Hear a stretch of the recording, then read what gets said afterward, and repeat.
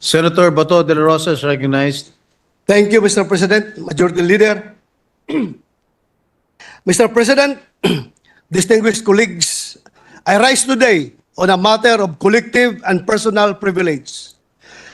Government's first duty is to protect the people. This statement from former President of the United States of America, my namesake, Ronald Reagan, is an embodiment of the Latin phrase, parens patriae, which literally means parent of the country. According to the recognized doctrine of parens patriae, a state has a paternal and protective role over its citizens or others subject to its jurisdiction. As parens patriae, the Philippine government has the duty to ensure that all its citizens are safe and protected, especially those who cannot protect themselves. Ang ating pamahalaan ang itinuturing na magulang ng sambayanan at tungkulin nito na pangalagaan ang kapakanan at interes ng mga ito. Kabilang narito ang pagtitiyak na ang ating bansa, ang ating tahanan ay ligtas mula sa kung sinumang magtatangka na manghimasok. We are a sovereign nation. This we know to be true. But for this sovereignty to be real and felt, we need more than just rhetoric. Ang kailangan natin ay parehong pisikal na proteksyon at pulisya. Yan ang inaasahan natin mula sa ating pamahalaan. Ngunit, hindi lamang sa literal na trespassing dapat maging mapagbantay. May tinatawag din na sphere of influence. Yung ibang mga lahi na may pagtingin na sila ang higit na nakaalam kung ano ang makabubuti para sa atin. Na sila ang may kapangyarihan na magdesisyon. Na sila ang Diyos. Noting that membership in the International Criminal Court is detrimental to the national sovereignty and safety of the Filipino, the Philippines submitted its notice of withdrawal from the International Criminal Court to the United Nations on March 16, 2018. The day after, the United Nations received the formal notification from the Philippine government, thereby making the withdrawal effective. Regardless of the withdrawal from the ICC, the Supreme Court, in the case of Senator Francis Kiko Pangilinan et al. Versus Alan Peter Cayetano et al., declared that in any case, despite the withdrawal, this court finds no lesser protection of human rights within our system of laws. Neither do we agree with petitioners' implied statements that without the treaty, the judiciary will not be able to fulfill its mandate to protect human rights. As such, the citizens remain protected even without the ICC. Sa mga nabanggit, hindi lamang binigyang diin ng ating Korte Suprema na ang pagtiwalag ng Pilipinas sa ICC ay hindi kawalan, kundi kinikilala rin ito ang kakayahan ng ating pamahalaan na pamunuan ang sarili nitong bansa. If the Supreme Court itself has declared that we can protect and promote human rights even without the ICC, then why are many of us still clinging to the idea of membership? Logically, with the new administration of President Bongbong Marcos giving importance to our national sovereignty, and with the President fulfilling his mandate to protect the people on all fronts, we can say that we have maintained the non-joining of the Philippines to the ICC. In March this year, when asked about rejoining the International Criminal Court, President Bongbong Marcos said, it opens a Pandora's box. It's still those questions of jurisdiction and sovereignty. I haven't yet seen a sufficient answer for it. Until then, I do not recognize their jurisdiction in the Philippines. A month after President Marcos was asked if his administration will serve the ICC warrant of arrest if issued against former President Rodrigo Duterte, he answered, "We don't recognize the warrant that they will send to us. That's no. We are well within international law when we take the position of not recognizing the jurisdiction of ICC in the Philippines." While President Bongbong Marcos, being the chief architect of our foreign policy, maintained his position of not joining and not recognizing the jurisdiction of the ICC, we were surprised by the recent pronouncement coming from the Secretary of Justice, Jesus Crispin Remulla, and Solicitor General Minardo Guibarra. Excuse me. Solicitor General Guibarra said, and I quote, "The Philippines has no legal duty to lend any assistance to the ICC prosecutor in conducting his investigation. But the Philippine government cannot stop him from proceeding in any way he wants." End of quote. Meanwhile, Secretary Remulla's pronouncement was, and I quote, "We are not in the business of blocking any movement of the Interpol unless a policy is laid out, which of course will go against our international commitments." End of quote. What is more troubling is when our Secretary of Justice declared that once an arrest warrant is issued, it's the Interpol's job to serve it. The pronouncements of those two executive officials are quite alarming. The Secretary of Justice is one of the many alter egos of the President, and the Solicitor General is the lawyer of the government. Are they challenging the policy set by the President? Mapanganib po ang mga pahayag ng ating Secretary of Justice sapagkat maaring makapagbigay ito ng mensahe sa ating mga kababayan na hindi kaya ng mismong DOJ na pangalagaan ang rule of law. Tila sinasabi rin na kung wala ang ICC, hindi tiyak na episyente at epektibong nakakamit ng ating mga kababayan ang katarungan. Nakalulungkot din po na tila na hindi maingat ang Solicitor General sa kanyang mga unsolicited opinion. Inilalagay niya sa alanganin ang ating pamahalaan sa pamamagitan ng pangako nito na pag-aalalay sa ICC prosecutor na papasok sa ating bansa na ayon sa kanya ay legal duty.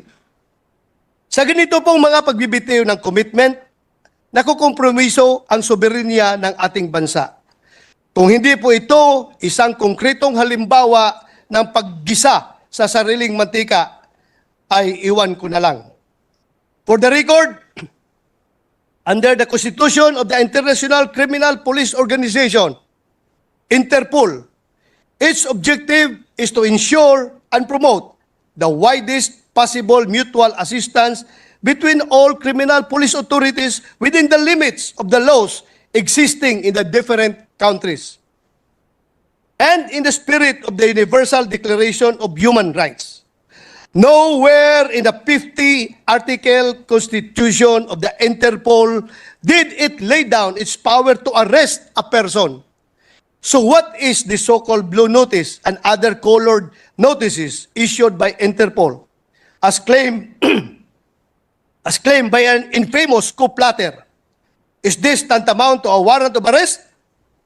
According to their website, Interpol notices are international requests for cooperation or alerts allowing police in member countries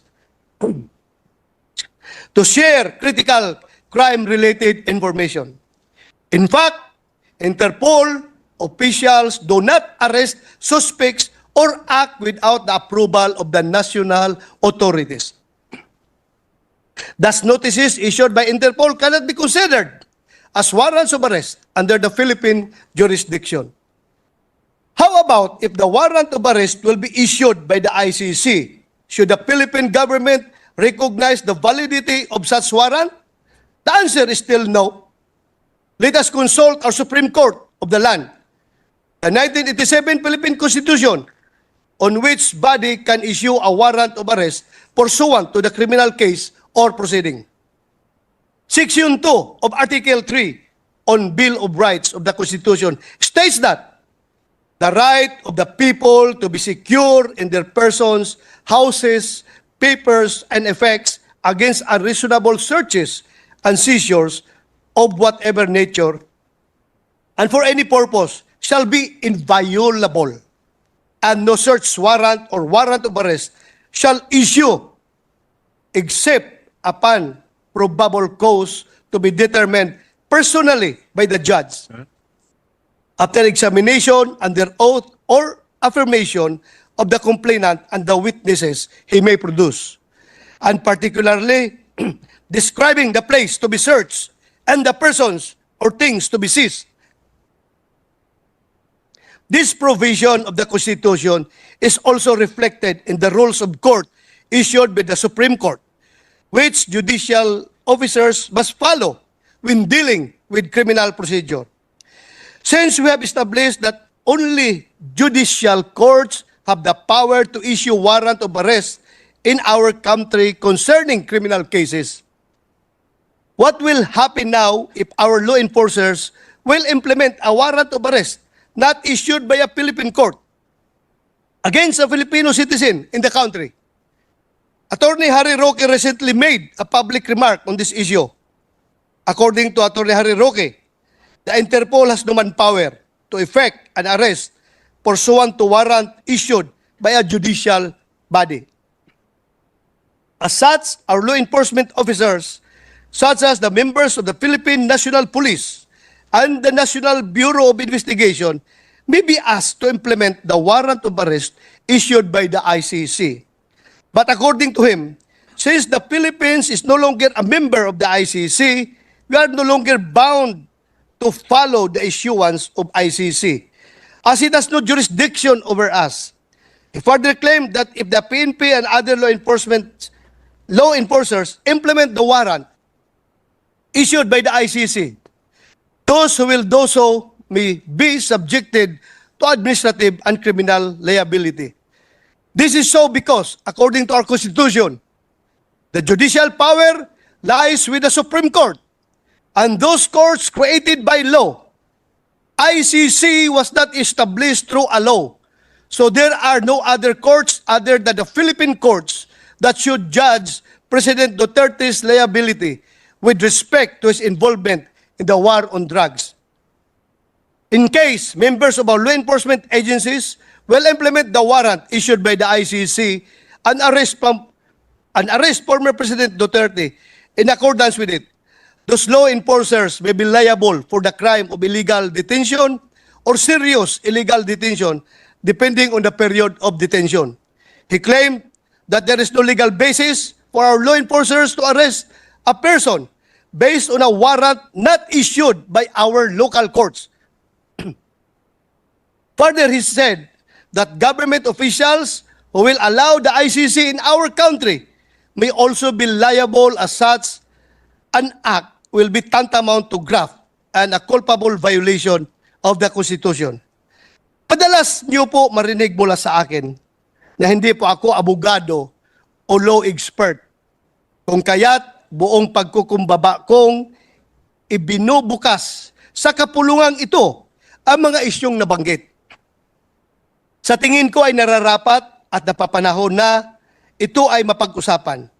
Dahil maaari itong precedent, maaari itong maging precedent o batayan na mga maaari pang mangyari na kahalintulad nito sa mga susunod na panahon. This is not merely an issue of the ICC against former President Duterte. This is in fact a looming constitutional crisis. Atin bang tatanganan na mahigpit ang ating soberenya? O hahayaan na lamang natin itong dumulas mula sa ating mga kamay? May sakuna po na nagbabadya at ito ay paparating at abot tanaw. Nasa atin po ang pagpapasya kung hahayaan natin itong manalasa at higit pang pinsalain ang ating bayan na ilang dekada nang may pagkahati-hati dulot ng kulay ng politika. I call on the legal luminaries of this august chamber to validate or invalidate the legal opinion made by Attorney Harry Roque, asserting our sovereignty and exclusive jurisdiction over the implementation of a warrant issued not by a Philippine court and yet against a Filipino citizen. If the claims of Attorney Harry Roque are legally sound, I call on the Office of the President to protect our law enforcers, the PNP and NBI. Huwag po sana natin silang bigyan ng utos na maaring maglagay sa kanila sa alanganin. Hayaan po sana natin silang maging malaya sa pagpapatupad ng kung anong nararapat ayon sa ating saligang batas. Hayaan po natin ang PNP na ipatupad ang kanilang mandato, ang kanilang sinumpaang tungkulin to serve and protect the people. Huwag po nating pahintulutan, gawin silang tau-tauhan ng kung sinuman, lalo na ng mga dayuhan para sa kanilang sariling mga interes or motibo.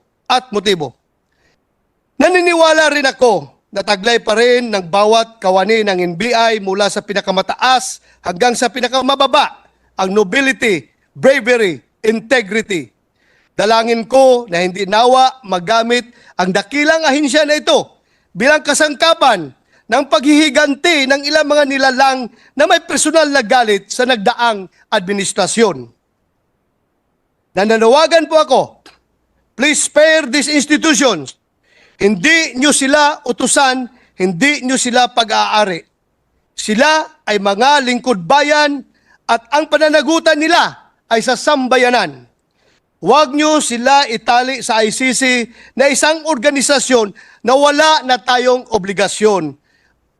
Ang pakikipag-ugnayan at koneksyon natin sa kanila ay matagal nang naputol. In the United States of America, after voting against the adoption of the Rome Statute in July 2002, the American Service Members Protection Act, or ASPA, was enacted into law on August 2, 2002. Section 2004 of ASPA expressly prohibits United States courts, agencies, or entities of any state or local government, including any court, from cooperating with the International Criminal Court. It further prohibits extradition to the ICC, provision of support, and any investigative activity relating to the preliminary inquiry, investigation, prosecution, or other proceeding at the International Criminal Court. What is more surprising under the ASPA is its Section 2008, wherein it authorized the President to use all means necessary and appropriate to bring about the release of any person, such as members of the armed forces of the United States, elected or appointed officials of the United States government, and other persons employed by or working on behalf of the United States government who is being detained, imprisoned by or on behalf or at the request of the ICC.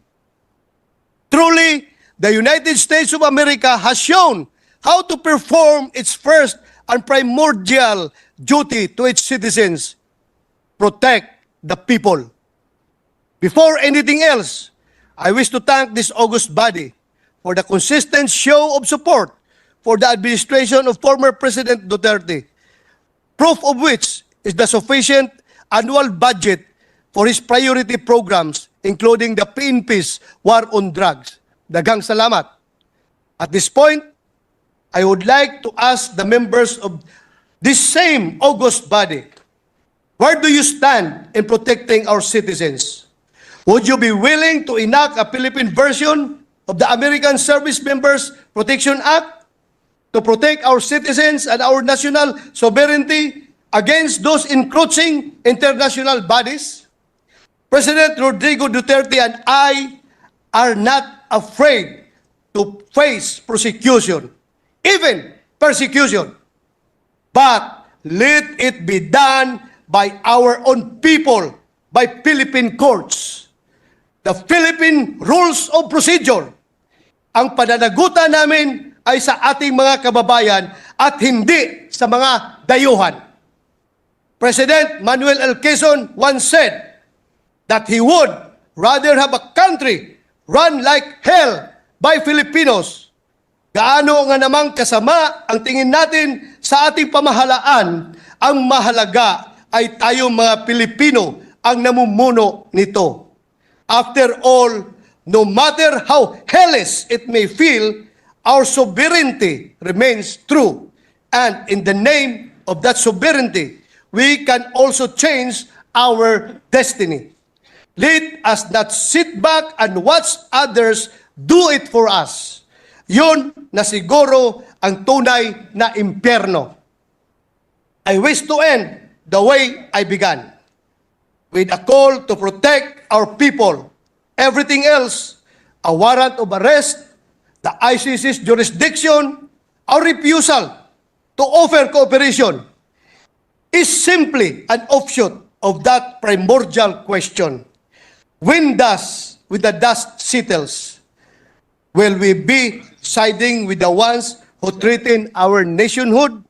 Or will we be found standing with our people?